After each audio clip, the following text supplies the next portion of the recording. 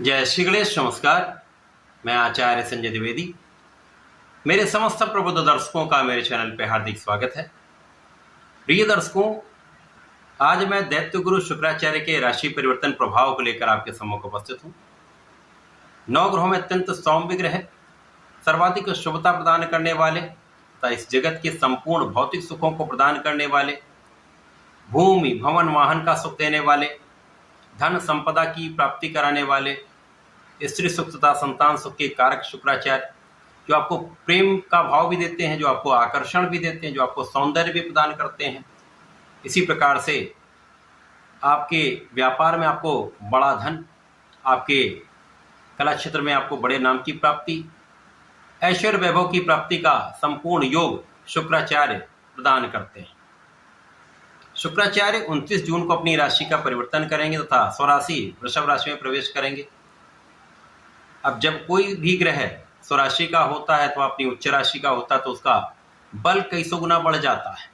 उसके प्रभाव में, उसके सामर्थ्य में, उसकी क्षमता में कई गुना वृद्धि हो जाती है, तब वो ग्रह अत्यंत सकारात्मक परिणाम प्रदान करता है। यहाँ पर शुक्राचार्य का गोचर स्वयं की राशि में होने वाला है, जहाँ पर ये एक पंच महापुरुष राजयोग का निर्माण करेंगे, जिसे मालव्य योग कहते हैं। अब शुक्राचार्य का जो कार्यकत्व है, शुक्राचार्य का जो प्रदान करने का गुण है, उस गुण को ये कई सौ गुना बढ़ाने वाले हैं। अब ये शुक्राचार्य का राशि परिवर्तन अलग अलग राशियों के लिए अलग अलग भाव में होकर अलग अलग परिणामों की प्राप्ति कराने वाला होगा, जो निश्चित रूप से कहीं न कहीं कुछ विशेष प्रभाव देने वाला होगा।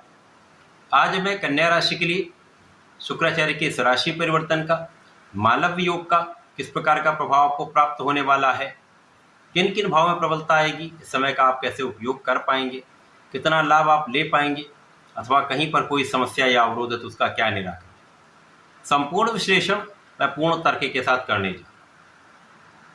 प्रिय दर्शकों, इस राशि फल को आप अपने चंद्र राशि के आधार पर देख सकते हैं, अथवा जिनकी कन्या लग्न है वो भी इसको देख सकते हैं। कन्या राशि के स्वामी बुध हैं, बुध और शुक्र का अतिमित्र का भाव है। तो कन्या राशि के लिए शुक्र अत्यंत विशिष्ट भाव के स्वामी, धन तथा भाग्य के स्वामी है। धनेश भाग्येश का गोचर भाग्य भाव में ही प्रारंभ होने वाला है, जो निश्चित रूप से महा लाभ का योग बना रहा है। कन्या राशि के जातकों के लिए शुक्राचार्य धनेश और भाग्येश हैं। धनेश भाग्येश का गोचर भाग्य भाव में प्रारंभ हो रहा है, जहाँ पर ये महाबलवान होंगे, मालव्य योग में होंगे, तो कुछ बड़े लाभ आपको प्रदान करने वाले हैं। सर्वप्रथम तो यहाँ पर आप महाभाग्यशाली होने वाले हैं, क्योंकि ये एक महाराजयोग पहले से ही बन गया। ज्योतिष के नियमानुसार जो ग्रह जिस भाव का स्वामी है, उस भाव में है, बलवान है, तो इस भाव के प्रभाव को कई सौ गुना बढ़ा देगा। तो एक महाराजयोग यहाँ पर है कि आपका भाग्य महाप्रबल हो जाएगा। महाभाग्यशाली होंगे तो आपके अवरुद्ध कार्य भी बनने लगते हैं। जिन कार्य में आपको सफलता नहीं मिलती, वहाँ पर भी सफलता मिलने लगती है। जिस कार्य क्षेत्र में आप हैं, जिस व्यापार में आप हैं, जिस प्रोफेशन में आप हैं, उसमें वृद्धि होने लगती है, धन का आगमन होने लगता है, आपके किए हुए प्रयास सफल होने लगते हैं। निश्चित रूप से आपके लिए अत्यंत सकारात्मक स्थिति बन रही।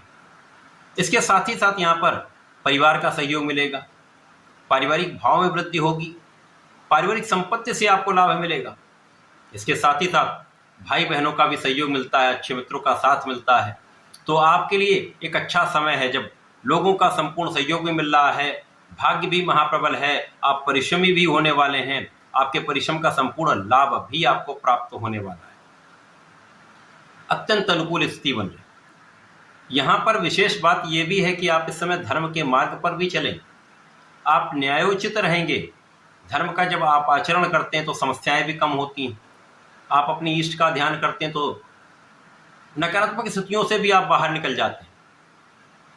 आप जीवन की नकारात्मकता छोड़कर सकारात्मकता में प्रवेश कर जाते हैं। इस समय पिता के भी काम में प्रगति होगी, पिता का भी नाम होगा।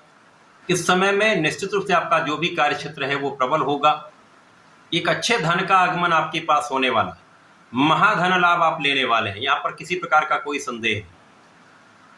आपकी वाणी भी अच्छी रहने वाली है, वाणी का प्रभाव भी लोगों को प्रभावित करने वाला है।